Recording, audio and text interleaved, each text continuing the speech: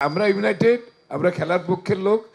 Board চাইলেই খেলা হবে না, আমরা চাইলেই খেলা হবে। That is the stand for জাতি। সিম্পল, আজকে কথা বাড়াবো না। That is the stand for everybody. আমরা চাইলেই খেলা হবে, আমরা না চাইলে খেলা হবে না। আমরা একজন দুইজন না, আমরা পুরা জাতি। আমাদের জাতি আমাদেরকে সাপোর্ট করছে।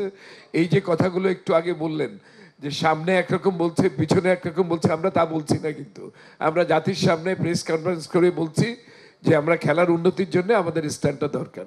সিম্পল, আমরা স্ট্যান্ডে আছি। আমরা কখনোই যাচ্ছি না, আমরা যাচ্ছি না। দেখেন, আজকে প্রেস কনফারেন্সের উদ্দেশ্যটা হচ্ছে আমাদের অবস্থান আমরা অলরেডি আপনাদের লিখিত দিয়েছি, আপনারা পড়েন দয়া করে।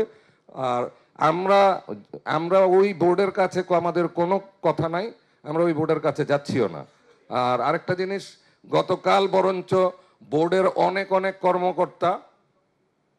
কর্মকর্তা বিভিন্নভাবে আমাদের এই ক্লাবগুলিকে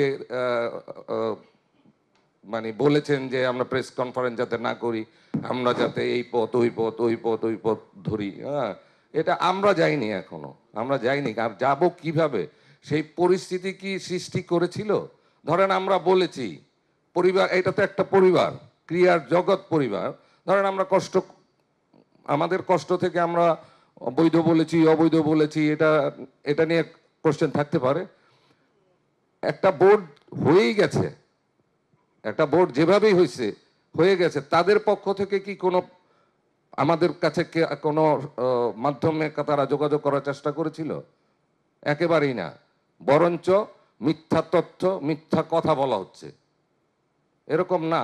আমাদেরকে আপনারা দেখেছেন, আপনারা ডিভিশন এবং ডিস্ট্রিক্ট থেকে তাদের প্রতিনিধিদেরকে প্রেস কনফারেন্স বা ওই মিলন মেলা করেছেন প্যান প্যাসিফিক সোনারগাঁতে, যেখানে আপনাদের সাথেও সাংবাদিকদের সাথেও একটা ভুল বুঝাবুঝি হয়েছে।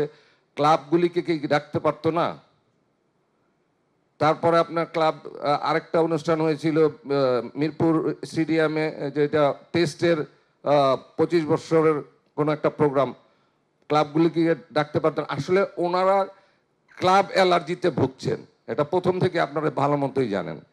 ওনাদের এই যে 12 জন পরিচালক, তাদের কাছে কোনোভাবেই ওনারা করতে চায় না, রাখতে চায় না। এটা একটা পুরনো গেম, আমরা জানি। আমাদেরকে ওনারা পছন্দ করেন না, ঠিক আছে, পছন্দ না করলে ওনাদের ব্যাপার। আমরা ঐক্যবদ্ধ আছি, আমরা ঐক্যবদ্ধ থাকবো।